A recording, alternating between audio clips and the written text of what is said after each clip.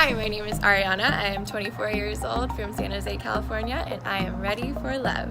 Je suis prête pour l'amour. Estoy lista para el amor. Oh my goodness, there's so many lemons out here, but which one's the right one for me? Seems too immature. This one's nice and juicy. Oh, I really feel a connection. This might be the one. So I'm a California native, but both of my parents immigrated here to the States in their early 20s, right about my age actually. And they met, it was the cutest story ever. My mom was a waitress and my dad went on a date to that restaurant with another woman, saw my mom, fell madly and deeply in love at that instant, and decided to get a job at the restaurant the very next day just to swoon her. So I'm half Peruvian, half Croatian. My dad is from a tiny little island in Croatia, and he grew up on the beach. And so did my mom, but across the world in Lima, Peru. And so naturally I'm a beach goer because it's in my blood and my roots. I was actually named after the Adriatic Sea. My dad wanted to name me Adriana, but my mom liked Ariana better, so that's how I got my name. So from an early age, I've always been an explorer. My brother and I went backpacking when I was 20 and he was 18, and we went all over Europe, taking trains, staying in hostels, doing that whole deal.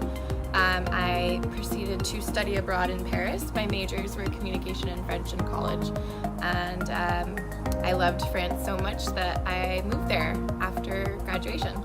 I spent a year in the south of France teaching English to preschoolers and elementary schoolers, which was the most amazing experience. They were super adorable, as you can imagine, and I really worked on perfecting my language skills. So now I can confidently say I'm trilingual, which has helped a lot in the Bay Area because it's really a melting pot, which I love because I'm the walking definition of diversity.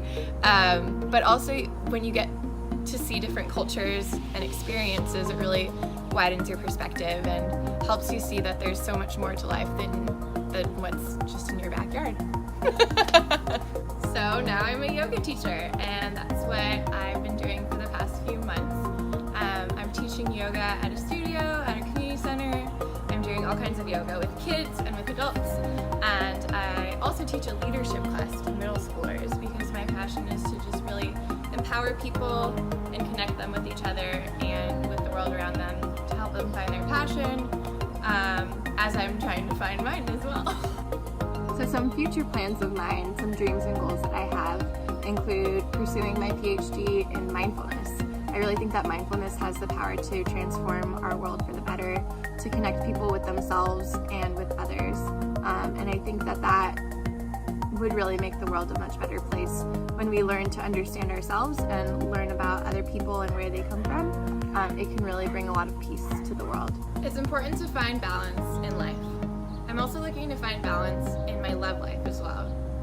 I've always been a very independent, strong woman, but it's important to realize that you can't go at everything alone, and that sometimes it's stronger to ask for help. So I'd like to have a partner for life, to be there with me through the tough and the beautiful times. So my ideal life partner would be someone who wants to be very married. So not just married for the sake of being married, but someone who wants to be deeply and madly in love for the rest of their life. And someone who's willing to work at a relationship, understanding that it's not always realistic to have it be a perfect fairy tale ending, but putting the work in because they know it's worth it to have that supportive person alongside to share their life with. And I think someone who wants to have kids, I want to have 3 kids myself, so someone who's open to having kids, and someone who knows me to my very core, loves me for all my imperfections, and understands what I want from life, supports me in my dreams, and supports me in my recovery as well, because that's a very important part of my life. So I've had 2 serious boyfriends in my life. The first was in high school and the second was in college. And now that I've graduated, I've felt like it's been hard to find a quality guy that I feel like I can connect with and relate with. My line of work obviously doesn't involve too many men, so And I also don't like to do the typical going out to bars all the time thing because I don't drink anymore, so I don't really want to find some drunk sloppy men to flirt with. I tried the whole dating app thing, but I just feel like I didn't know what kind of guy would be good for me. So I'd really love to take this opportunity and see if maybe fate will do the matching for me. So I've been in love 2 times in my life, but I don't think I was ever able to fully give myself to those people because I didn't know how to love myself. Now that I've taken some time over the last few years to learn about myself and go on this personal healing journey, I feel like I'm in a place now that I'm fully ready to give my full self over to another person because I've learned how to love and accept myself for who I really am. And I hope to find someone who's also in that same boat of loving who they are and just wanting to have that additional part come into their life. I'm not a big believer in like finding my missing puzzle piece because I feel like I'm complete on my own, but I do want to find someone that would be like a good addition to my puzzle piece, like an add-on set to it. So I'm a person that really believes that everything happens for a reason, and I think my life is a perfect example of that. So after I got back from teaching English in France, I was kind of trying to figure out what I wanted to do with my life, and I was planning on moving down to Los Angeles and looking for a job down there. And I had finally found a place to live in Venice Beach, but then the plans fell through, and I knew that that probably wasn't what I was meant to be doing at that point in my life. And I decided instead to do a whole 180 and instead go to Bali, Indonesia and get my yoga teaching certification.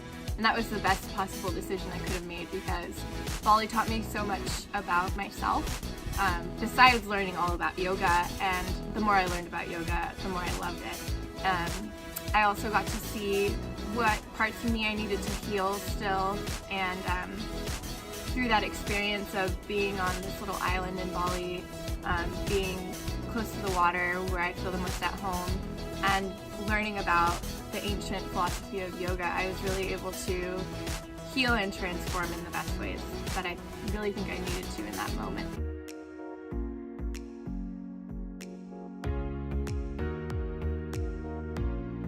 This pose is called Sphinx pose, and I love it because it's a heart opener. You shine your chest forward and you shine your heart out for all to see.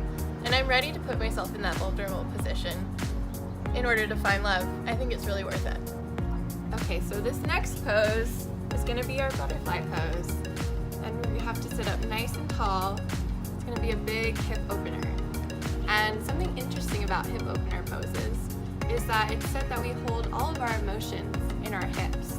So when we do hip openers, sometimes emotions start to rise and release.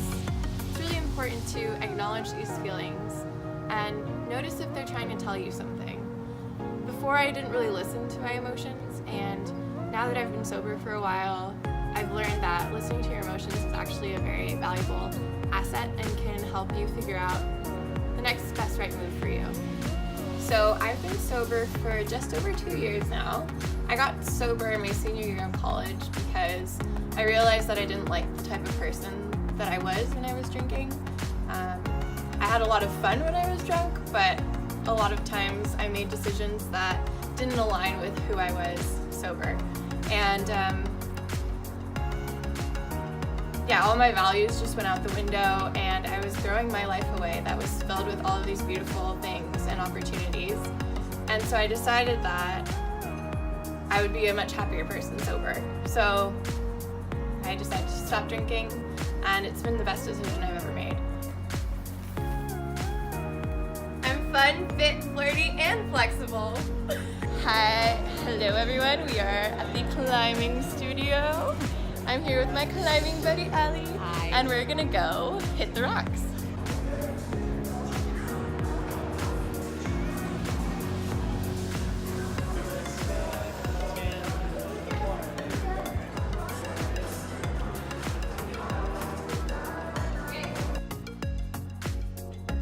So for my hometown date, I would love to bring my significant other to the beach.